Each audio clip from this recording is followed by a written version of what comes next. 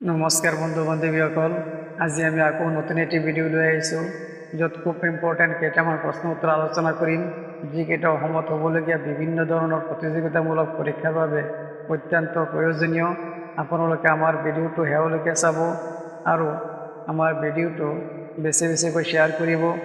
IQ study Assam চেনেলটো subscribe কৰিব।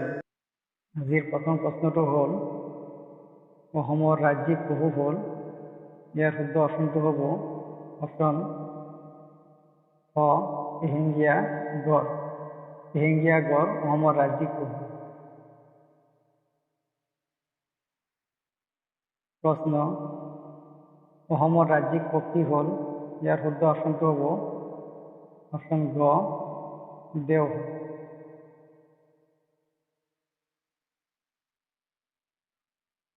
প্ৰশ্ন, অসমৰ ৰাজ্যিক গীতৰ লিখক হ'ল, ইয়াৰ শুদ্ধ অপশ্যনটো হ'ব অপশ্যন ক লক্ষ্মীনাথ বেজবৰুৱা। মোৰ দেশ নামৰ গীতটো লক্ষ্মীনাথ বেজবৰুৱাই ৰচনা কৰিছিল। প্ৰশ্ন, অসমৰ ৰাজ্যিক ফুলবিধ হ'ল, ইয়াৰ শুদ্ধ অপশ্যনটো হ'ব অপশ্যন গ কপৌ ফুল।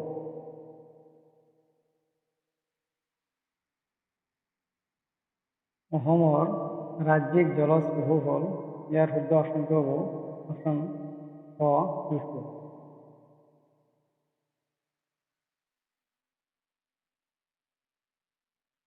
অসমৰ ৰাজ্যিক পানীয় হ'ল, ইয়াৰ শুদ্ধ অপশ্যনটো হ'ব অপশ্যন ক চাহ। চাহ অসমৰ ৰাজ্যিক পানীয়। প্ৰশ্ন, অসমৰ ৰাজ্যিক বৃক্ষ হ'ল, ইয়াৰ শুদ্ধ অপশ্যনটো হ'ব অপশ্যন ক হুলুং।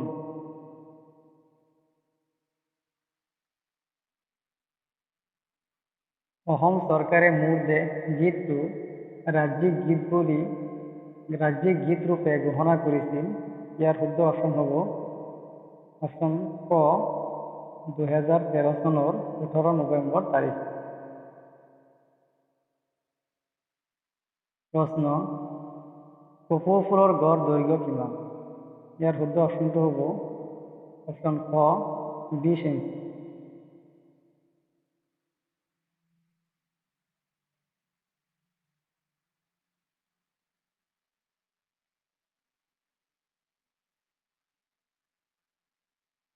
প্ৰশ্ন, কপৌ ফুল অসমৰ বাহিৰে কোন ৰাজ্যৰ প্ৰতীক?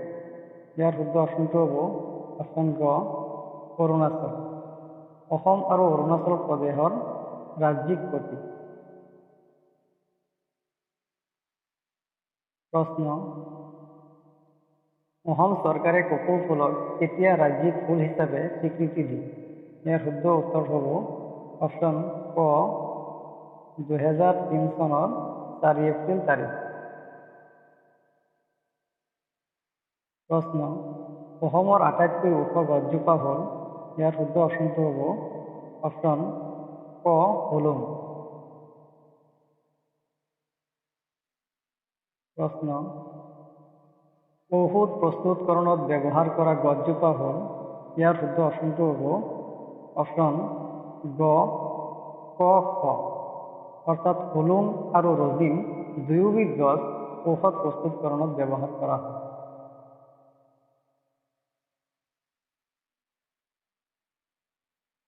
প্ৰশ্ন, নদী ডলফিন বুলি কোৱা হয়, ইয়াৰ শুদ্ধ অপশ্যনটো হ'ব অপশ্যন ক শিশু।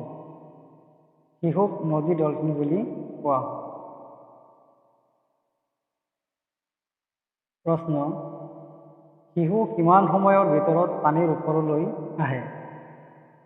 ইয়াৰ শুদ্ধ অপশ্যনটো হ'ব অপশ্যন গ 30 পৰা 120 ছেকেণ্ডৰ ভিতৰত শিশু পানীৰ ওপৰলৈ আহে। প্ৰশ্ন, IUCN শিশুক কোন তালিকাত অন্তৰ্ভুক্ত কৰিছে? ইয়াৰ শুদ্ধ অপশ্যনটো হ'ব অপশ্যন ক ৰংগা তালিকা।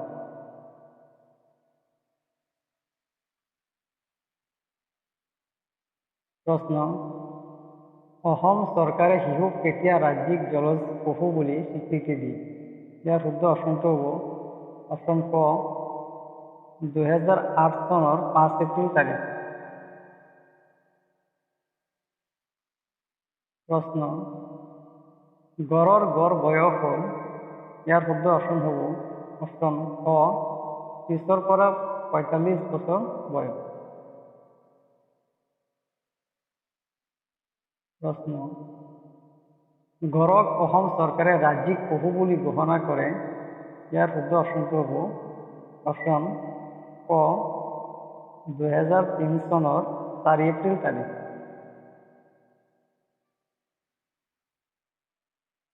প্ৰশ্ন, দেওহাঁহক ইংৰাজীত কি বুলি কোৱা হয়, ইয়াৰ শুদ্ধ অপশ্যনটো হ'ব অপশ্যন গ হোৱাইট উইংড উড ডাক। হোৱাইট উইংড উড ডাক বুলি দেওহাঁহক ইংৰাজীত কোৱা হয়। আজি আমাৰ প্ৰশ্নোত্তৰ আলোচনা ইমানতে শেষ হ'ল। আপোনালোকে আমাৰ ভিডিঅ'টো চাই যদি ভাল পায় তেন্তে লাইক, শ্বেয়াৰ আৰু কমেণ্ট কৰিব আৰু আমাৰ IQ Study Assam চেনেলটো ছাবস্ক্ৰাইব কৰিব। ধন্যবাদ।